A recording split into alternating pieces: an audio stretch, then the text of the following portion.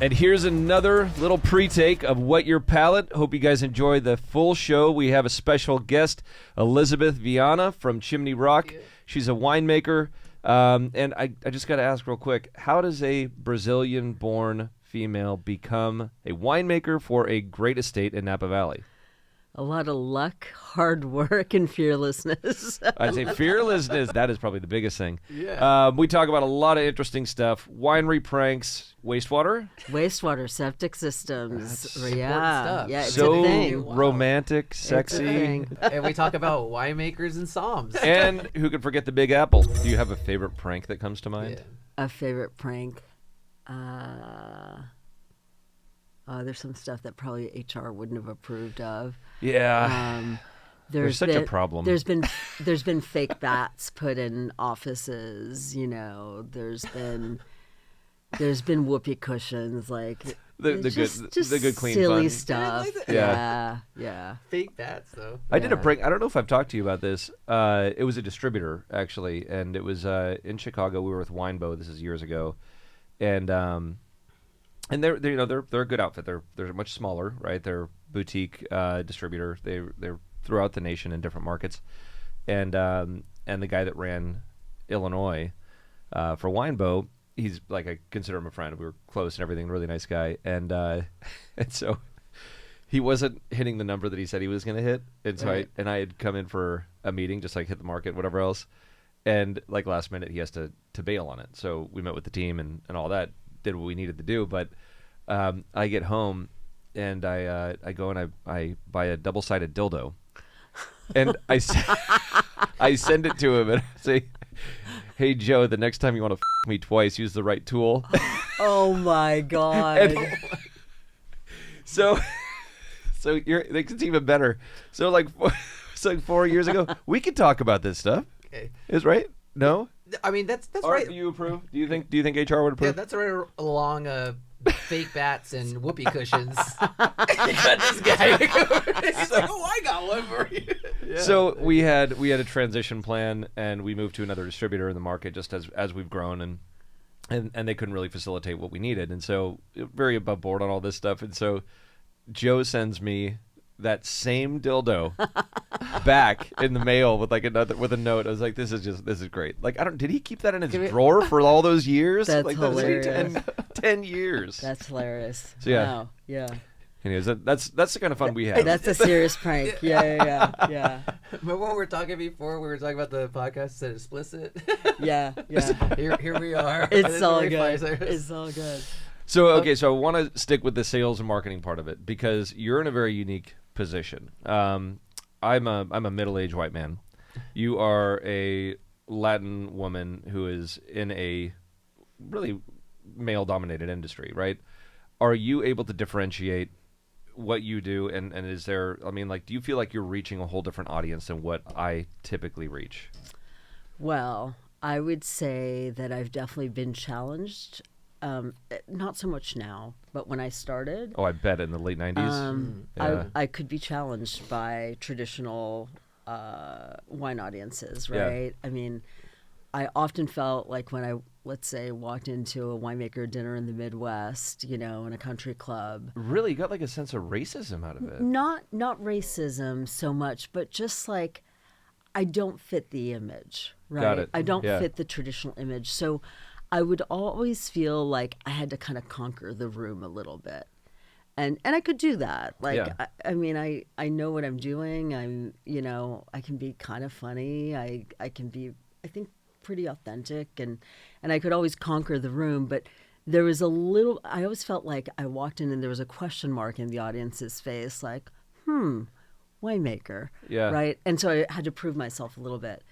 Now, fast forward to today, as I think the wine audience is broadening, thank goodness, Yes. right? Yeah. To, I think, other ethnic groups as well as like women consumers. Yeah. And I mean, women buy a lot of wine, as we know. In fact, The I think majority. they buy the majority of Yeah. the wine. So I think it has become a good calling card. Yeah. Occasionally, you know. I maybe not even a calling card, but just that I think that you were probably going through the thick of it with that transition. Yeah. Because I remember when I got involved in the business in the early 2000s, it was, I mean, I could see that it was, I mean, there was kind of like a set person that everybody expected. Yeah. And I mean, I was just alone myself. I was much too young to be taken seriously. Yeah. So I could Yeah. imagine being,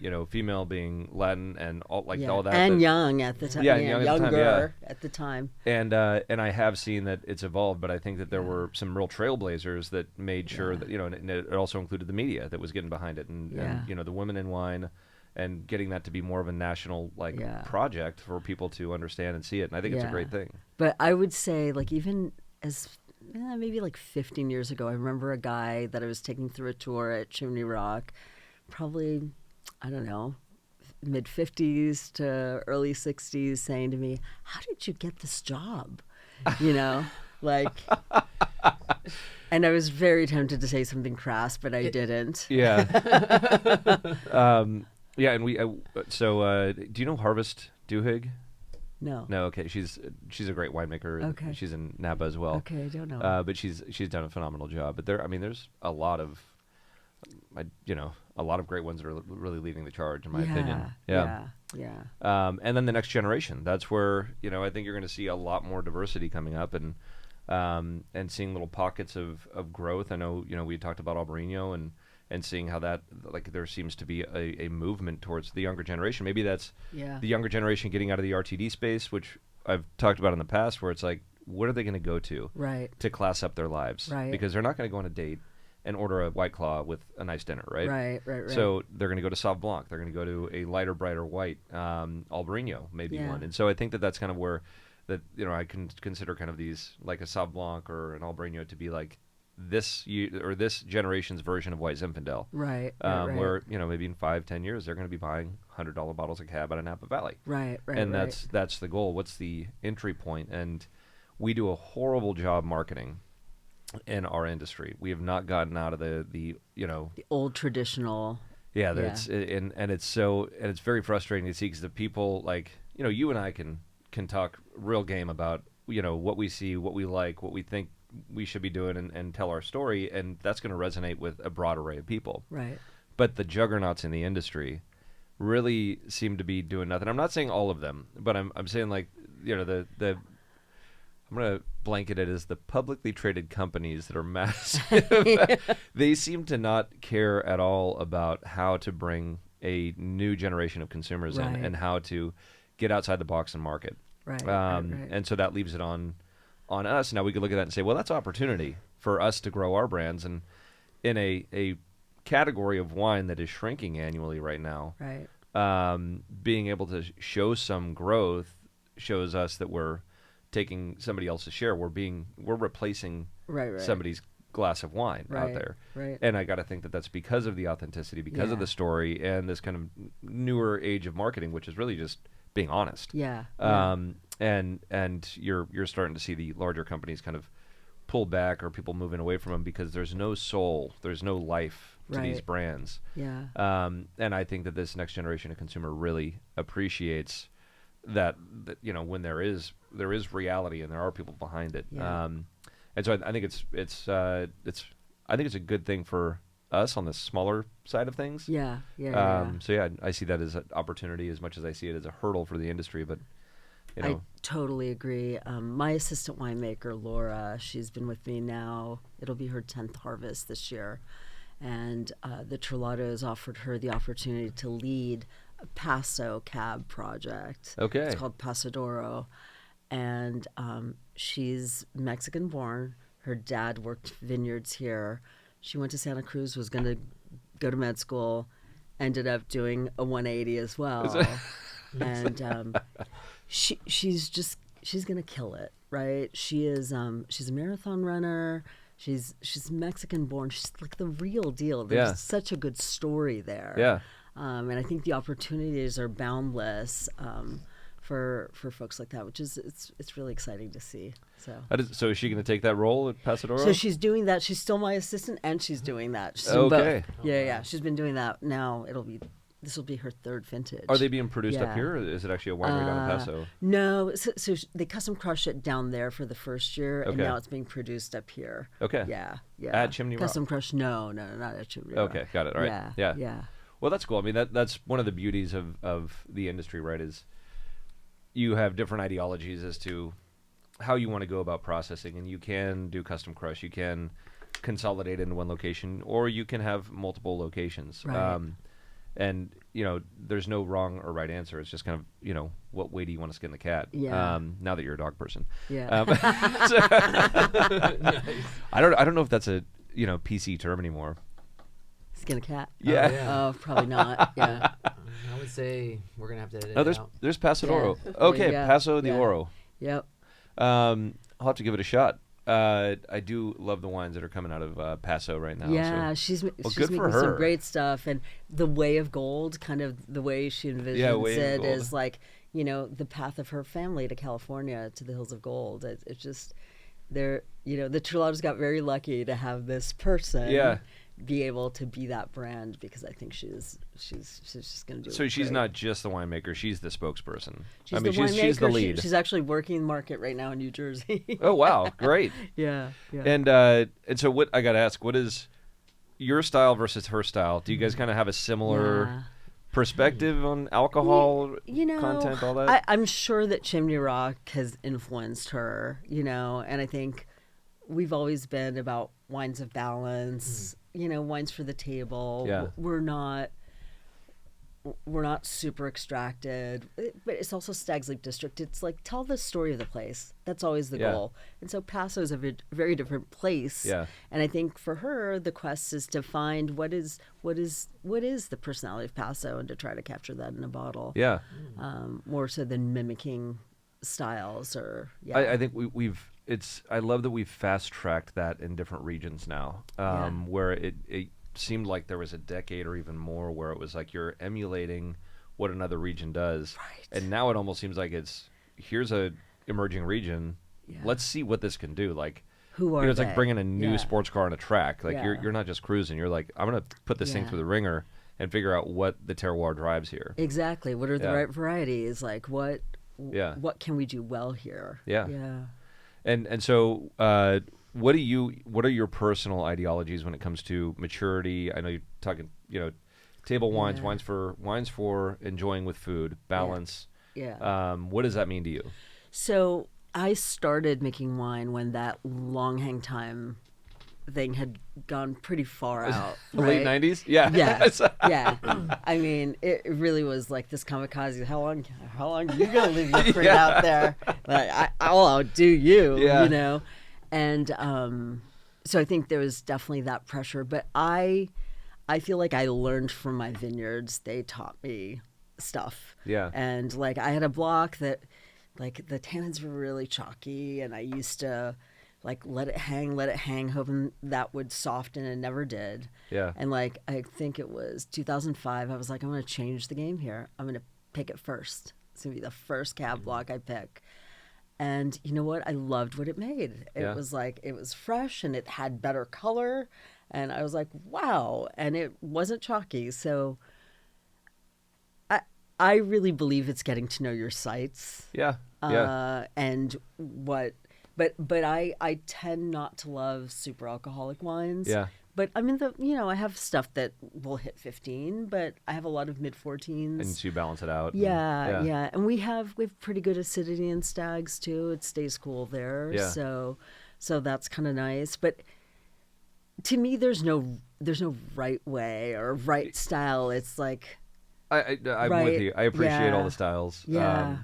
And I have a new term, kamikaze hangers, so I'm going to use that. That's because that really was, and I think that is still a thing. oh, it still can be. And then there's yeah. also the followers, Yeah. right? So like Michel Roland rolls into town, and have you ever worked with him? I have not. Okay, neither have I. No. Good reputation and everything, but it's like you can see he comes into town, he's like telling his clients when to pick, and then you see everybody else like, Roland said to pick, so everybody Yeah. starts picking. Yeah. Well, you brought up a good point too, and I think it was an interview with Wine Spectator, and it was really interesting too, just to be touching on the microclimates. Yeah. And right. and so when you say that the vineyard kind of tells you like what to do, Yeah. you learn from Learn the your vineyard. I think vineyard, that's great. yeah. You've been talking Yeah. about that a Yeah. lot, about from the land that Yeah. that even when we're talking about those blocks, like Yeah. how one area could be Yeah. affected differently. Yeah. Yeah. You know. Yeah, and the value, I mean, of working with that little piece of property now for 22 years is really cool. Yeah, you, like, know There's every an vine. intimacy, you know, and I think try to block out the noise of the trends, and that's kind of my thing. Like, Stay consistent with find who Yeah. this vineyard is, and like, it's not my. I'm not an artist. I think of myself as more of an interpreter, I guess. Yeah. Right. Okay. So It's a good yeah, way to look at it. there's an artistic inclination to it, Yeah. of course, but I'm trying to interpret what this little piece of land can say in its best voice every year, Yeah. right? Like that's kind of how I think of myself. Yeah. It's Yeah. a good way to phrase it. Yeah. We to geek out a little bit on the winemaking side, so because that, I mean, we pick stuff that's like super duper ripe, right? Yeah, but yeah, I think yeah. well, there may be a different perspective of what balance means between winemakers. My perspective of balance drives our decisions and management and ultimately when to pick. But in some of those vineyards, because you had mentioned acidity and retaining acidity, and so you'll see your acidity just drop off at some Right. point. And maybe it was a tank space issue and we had to leave it hanging out or something Right, like that. right, I mean, right. like last year was a hugely consolidated harvest. Right. Like I think we were Oh my God, we were yeah. like 5 weeks, and I was like, oh Yeah. my God, how are we going to do this? Yeah. But we were able to get through it all. But and this goes back to like 2000, like mid 2000s, when we let stuff hang out for too long and it gets super ripe, and you're like, okay, this is going to be an extra juicy style. We started seeing the acidity increase, Right. like through mid fermentation, Interesting. and it took a while to get to the bottom of it. And we Yeah. found that we in those blocks it had gotten so ripe that we were actually extracting succinic acid. Whoa. And so And did that change your TA then? Oh, Your totally. titratable. It was like- so it- your pH could be high, but your It'd go TA to- would be high as well. yeah, and so we'd see like we're picking it whatever, like a super ripe, like 3.5 Yeah. or something like that, Yeah. and it would climb up to over 7, Yeah. and we're like, holy shit, what's going on? And so we finally figured that out, and that was like, yeah, we don't want to go beyond this Right. point of we look at physiological maturity over looking at sugars, Right.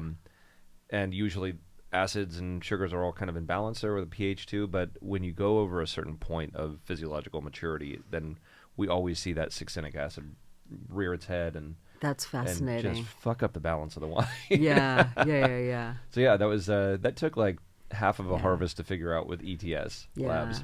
So And by the way, I also don't think that the riper wine style is somehow incorrect. Like, I think Yeah. it's choose who you want to be. Yeah, Right? yeah. Like, you choose your style. There is a demographic for every wine Yeah. out there. it's a world, a broad, vast world. You of know, wine. so there's some guys picking like Cabernet at 23.5. Go for it. Yeah. You know, like that's okay too. Yeah. You'd mentioned artistry quite a bit, and you'd mentioned that you're a bit of an artist yourself, a musician. I'm a musician. Yeah. Okay. Yeah. I play piano. I sing. And did you tell me that you played piano? At Robbie's At wedding. Robbie's wedding? Robbie Meyer's Oh. wedding. That's yeah. like for the whole I thing, did. or for the walk up, or the. For the whole thing. Yeah. Oh my God! Really? Yeah. I didn't have a piano anymore, and I bought like a Yamaha digital piano so I could practice because Yeah. I was really out of shape by then. I hope he paid you. Yeah. Oh, with love. You know, with I'm love. gonna give him some shit. Be like, Yeah.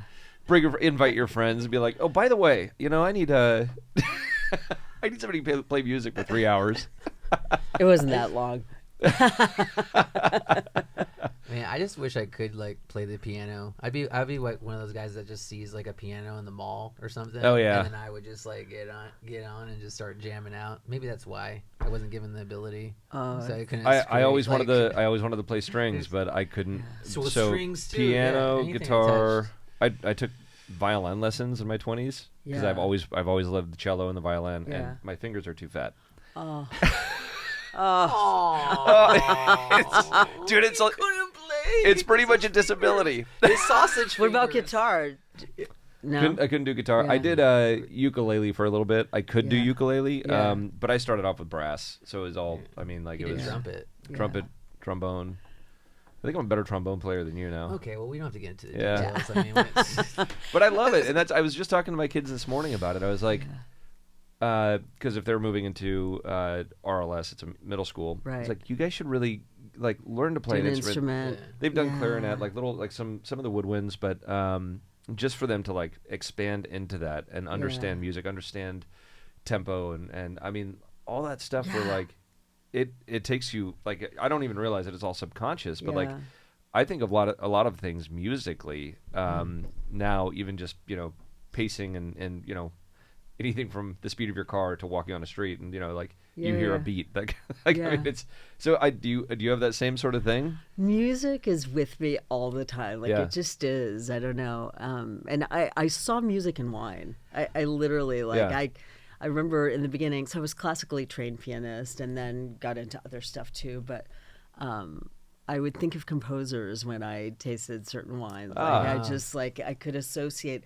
I mean, you can draw metaphors for wine with anything, right? Movie stars, like art. I think of visual artists. Like I think of Rothko and Stag's Leap District is very similar. Like Rothko's got those soft, rounded edges.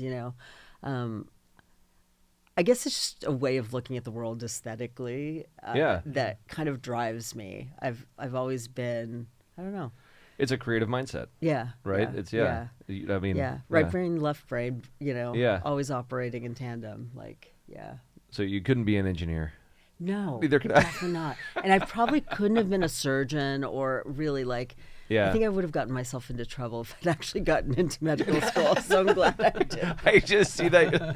Yeah. All of a sudden she's thinking of Mozart and she's like, what if I just cut Yeah. this thing? Yeah. There could have been a lawsuit in my future. Wine's much safer, I think I don't know. I've heard that though too. Like I mean, some doctors, right? I mean, they'll be listening to some kind of music while they operate. Is it? That's actually true. There's a lot of musicians in medicine too. I mean, I think science and music are very tied too. Kind of that mathematical. But music just opens your whole world, right? I need music on in my house all the time. Yeah. Like if I get back from work or something, I'm like ask my wife like, did you not turn music on today? She's like, oh no. I just did a fun exercise this weekend. My husband and I had way too much fun doing this. Mm-hmm. So one of our sales reps asked us to do a playlist for the wines I'm going to pour. Oh. It's going to be like a painting event for some of our distributor guys. Yeah. And so wanted to play music in the background. And so for the 4 wines I'm going to pour, we came up with a playlist. Do that. Nice. It's a really fun exercise. Okay. Was it just you that came up with it, or did you have your... Me and my husband did it together. Okay. Yeah. Okay, and it was She's one song per wine to listen we to? We couldn't keep it to one song. We went to 3 songs in the end. Okay. But I could have done an album for each wine, right, at the end of the day. But it's a fun exercise, and any genre, that's the fun thing. We had rock and roll, we had R&B, we had... Aerosmith made it in there. It was so fun. Yeah, we should do that. That'd be fun. Yeah. So what is your favorite wine that you've produced? Definitely don't have a favorite, right? That's my answer. I have a favorite kids, but not favorite. Yeah. I'm kidding, kids. I mean, I'm very proud of Elevage Blanc. That's been kind of a fun journey because it's kind of challenging the idea that Sauv Blanc can't make an age-worthy wine. That's kind of the idea behind that. You can actually age that baby 5, 10, 15 years.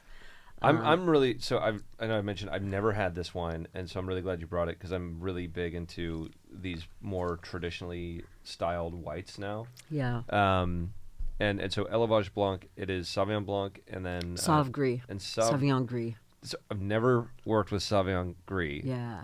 Tell us about that? Super cool grape. So genetic cousin of Sauv Blanc. It has copper color skins, kind of like Pinot Gris is to Pinot Blanc, right?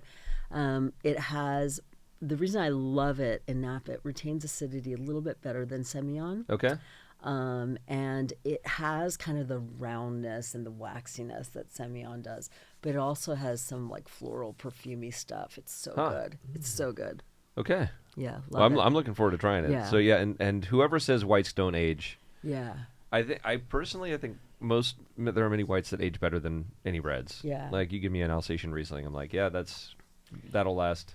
Yeah. I mean, we're just in a wine culture that I doesn't know. think about aging stuff, right, in general. Yeah. Yeah, people have moved Yeah. away from it further and further, Yeah. and but at some point, what's old is new again, and I Yeah. think people are gonna get Cycles. into it. Cycles. Yeah. And we all as humans love collections. Yeah, Right. Like that's it, right. It depends on what do you want to collect. Some people Right. collect cars, guns, wine. I Right. mean, so I think that Comic books. comic books. Yeah. Chris was a Hey, nerd. Chris, were you I was comic I was Still a nerd. I was a nerd too. Me too. Total nerd, by the way. we Be the nerd. Like, the yeah. nerd is Yeah. like, We would make our it's own the new comics. cool. It's we the did new cool. we did make our own comics. Yeah. Thank you. Yeah. Yeah, I embrace. I say that. I was an nerds. undercover nerd. I had Yeah. dreadlocks, but I was a nerd. Oh, I was a band yeah. nerd. Zero Yeah. period, jazz band, everything like Yeah, that's funny. So yeah, but it was fun. But yeah, being the nerd is like it's like the new cool thing. It's okay. I wish yeah. it was cool when we were. I know it nerding, wasn't though. cool. It wasn't cool. Listen, at the end of the I day, had to take that stuff and push it deep down and be like, don't talk about this in public. I always say life is the great equalizer, nerds. Be patient. Yeah. Yeah. Oh, yeah. You'll have your day. Don't worry. Yeah, It's well, coming. I think about in growing up, and there was we were the kids that were in the computer lab all the time. Yeah. Not us, but we were actually friends with some of the kids we went to school Yeah. with that were always in the computer lab, and they would get a lot of shit. Right.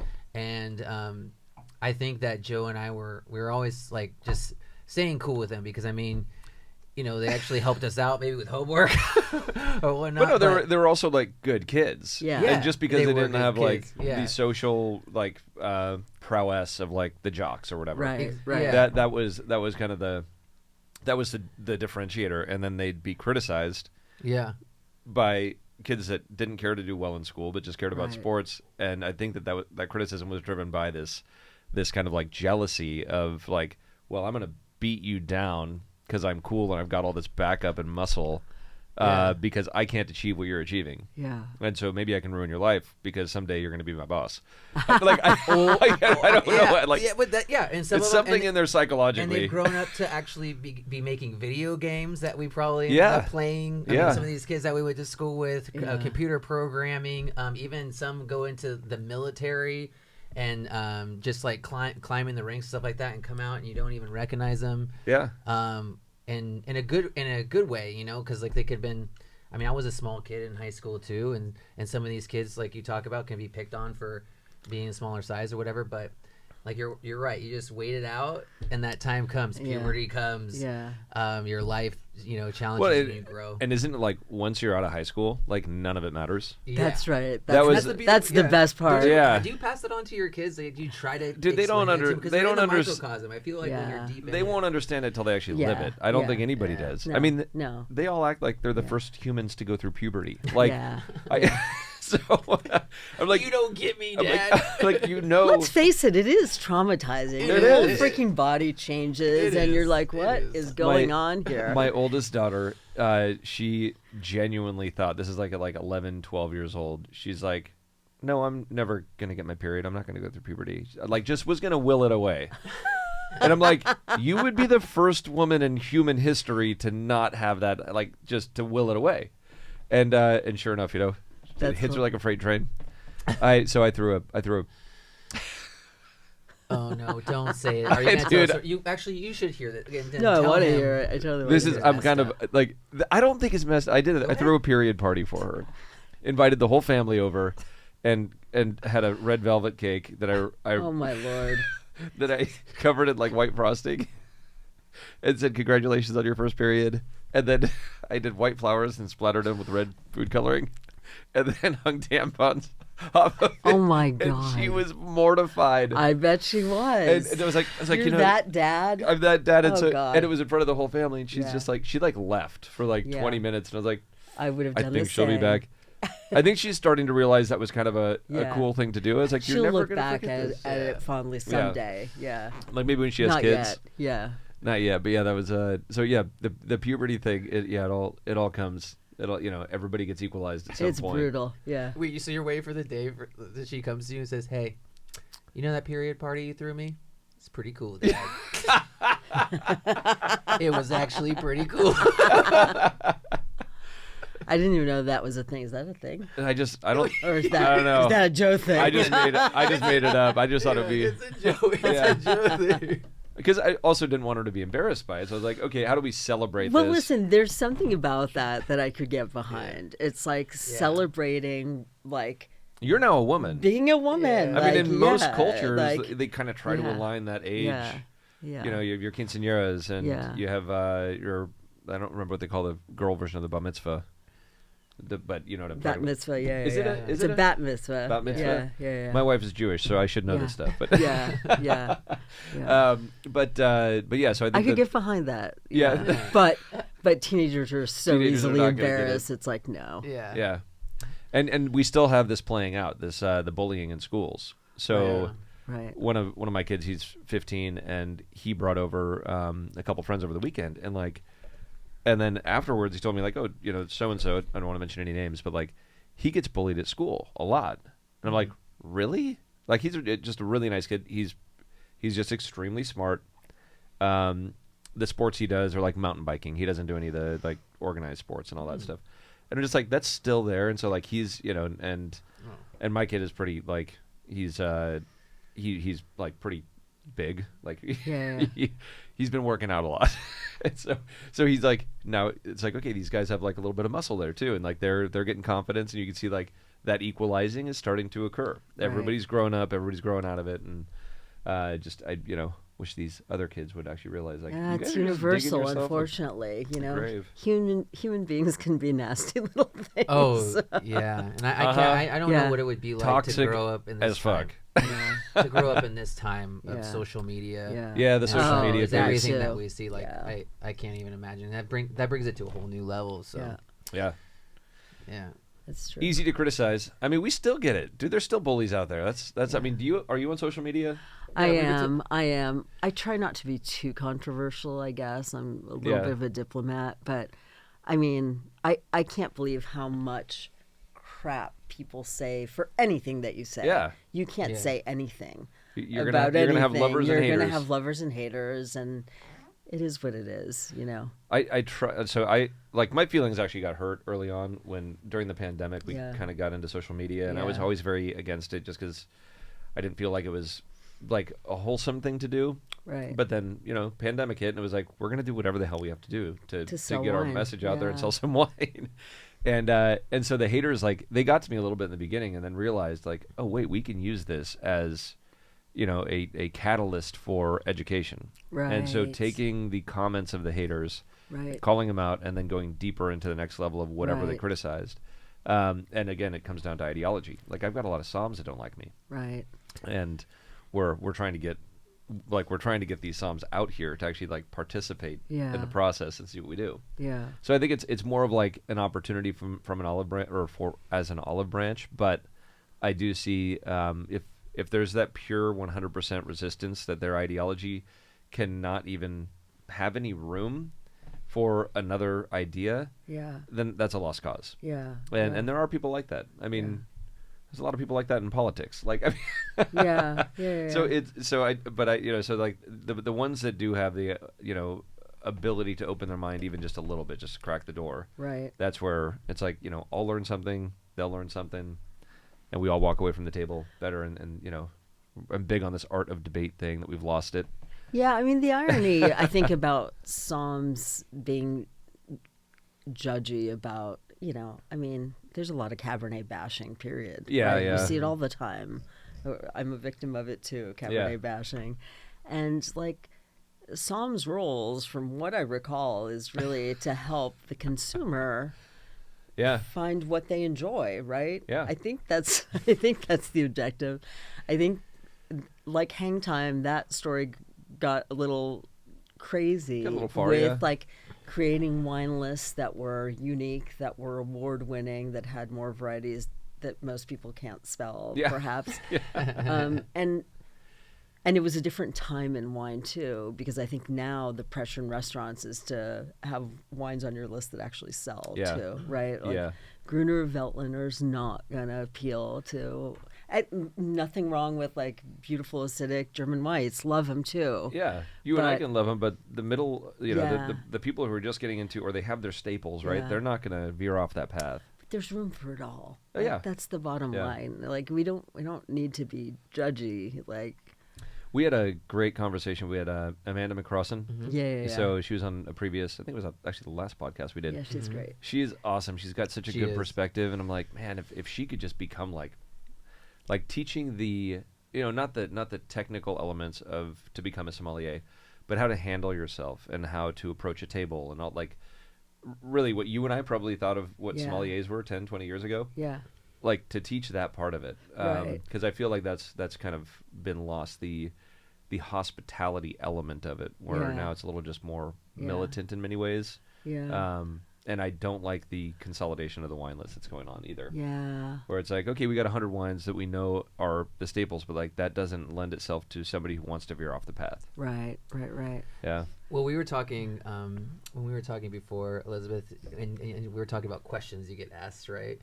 And you had me laughing because you said a Yeah. question that you get asked a lot is who knows more about wine? You or a som? Do you ever get that? Oh. Has anybody ever?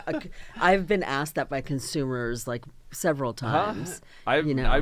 think I've never been asked that. Yeah, and my usual answer is, well, Psalms can talk about wines from all over the world, and they're really good at pairing, but I can make the shit. Yeah. I thought that was Like it's just like send any som 50 pounds of grapes and be like, hey, good luck. Yeah, exactly. And listen, at the end of the day, I think as winemakers, we have to know wines of the world too, Yeah. and we should know something about food pairing too. But Absolutely. they're a different skill set. Yeah. Completely. Yep. I couldn't be in the restaurant business in general. That's a rough one. Yeah. I mean, you got to be built for that. You got to enjoy going tableside and all that. And I know people do it as like a first, second, third job, but man, even like to be a professional som, Yeah. you got to be wired that way. Yeah. Not yeah. for me either. No. Yeah, agree. Yeah, I mean, what I hate sometimes about the wine business, and it can be a little bit like the art world, there's room for a lot of bullshit, right? Yeah. And the thing that I hate the most is when consumers are like afraid. They're actually afraid to have an opinion, right? Because it might be wrong. Yeah. Right? They might think that you'll think it's wrong. So I have made it my life's mission to democratize wine, right? Yeah. Like you don't let people tell you what movies you watch, right? I mean, you may read like a critic's opinion, but if you love Harrison Ford, you're gonna go see Harrison Ford. You don't care, right? Yeah. And wine is kind of the same thing. It right? really- I mean, it really it's is, what and you like. And we can all be jaded by it too, by knowing a brand name or knowing a varietal or a region. And right. I mean, that getting back into the pranks, that's something like you should do to your assistant winemaker. Yeah. Just an idea. Yeah. Take one of the bottles of Paso de Oro and empty it out and fill it with something else. And be like, oh my Or- God, Laura, what happened to this? So I did this with I actually did this with a bottle of Special Selection, but I put the Special Selection. It was like the pre-blend of it was like early 2000s, and we were just about to bottle it, and I put it into a Penfolds Grange bottle, spun a red foil back over the top, and then brought it to an event where I knew one of the guys there Right. didn't like Special Selection, but liked Penfolds Grange. Oh, nice. And they tasted it. I'm not going to mention any names. And they were like just raving about it. I still never told the person that I put Special Selection in there. I love that. So it's a ton of fun to do that. And, Yeah. like even within the winemaking team to be able to do that and get their perspective or like not know that they're tasting one of their own wines. Yeah. Or, Yeah, something yeah. that they worked on. And, but it really, I think it's important to try to tell the people that you're close with. That's a good one. But it's also a good way to just be like, okay, yeah, this is mind over matter, Right. In many cases, Right. yeah, there are so many preset biases. Yeah. It's true. I was going to say too that I think another and the last question, which I thought was beautiful that you've answered before, is you got asked what's a question you don't get asked a lot, And you've already touched on this already with your assistant and the project that she's doing. But I think that you guys have a lot in this in common. And what I'm getting to is the fact that you said you don't get asked about your team a lot. And then you kind of then you led to talk about your team. Right. So I just wanted to also give opportunity too, because Joe is like that as well. A lot of the people that on his team he's worked with, since 20 years. Yeah. Since you were like a kid and stuff like that. And I think that's important because you also had something to say about the term winemaker. And Yeah. So I wanted to see if you want to touch on that. It's a misnomer, right? Well, I mean, sure, you could make wine by yourself in your bathtub at home, true. But for most commercial brands, a single person doesn't wave the magic wand and wine is made. It's always a team. It takes a village. I mean, if you go from vineyard all the way to bottle, it's right? It takes a village. And I think as part of that, wanting to educate the public, vocalize that. Yeah. Share with people how many people are 6 pairs of hands at Chimney Rock, and we have Flavio in the vineyards. It's important for people to understand that. And I think oftentimes winemakers do go out on the road and say, I, me, right? Yeah. And I don't know. It's I always want to Give bring credit. the team in, Credit. so you know what I think the problem is? Ego. Just people have too big of an ego, and they're they want to take all the credit for themselves. And I think we already have a big enough ego problem in the country or the world. But in the industry, in Napa Valley, in a very high profile, very well-to-do, there's a lot of money behind a lot of these brands, right? And so that drives a lot of increasing ego. Yeah. So I'm always a proponent of breaking down the egos and breaking down the elitism and just keeping it simple. Keep it real. Yeah. I mean, we have a Napa Cabernet for $50 retail. That's we cram as everything we can to make that a cult style cab, just like the classic Napa Valley cab, and that's really to break down those walls so that people can experience it. Right. If you're not sharing it and enjoying it, what's the point in making it? I don't want to be a what would you call it? Just a cellar doll or something like that. Right, Just sitting there and it's oh look, I have this bottle of such and such. Yeah. These are meant to be enjoyed. Yeah, absolutely.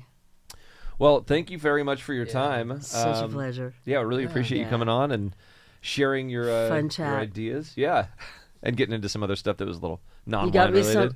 give me some ideas for pranks. Yeah. I'm going to take back home. No, not the dildo one. Yeah. Not that one, but I don't think maybe the filling of the bottle with a different wine or something like that.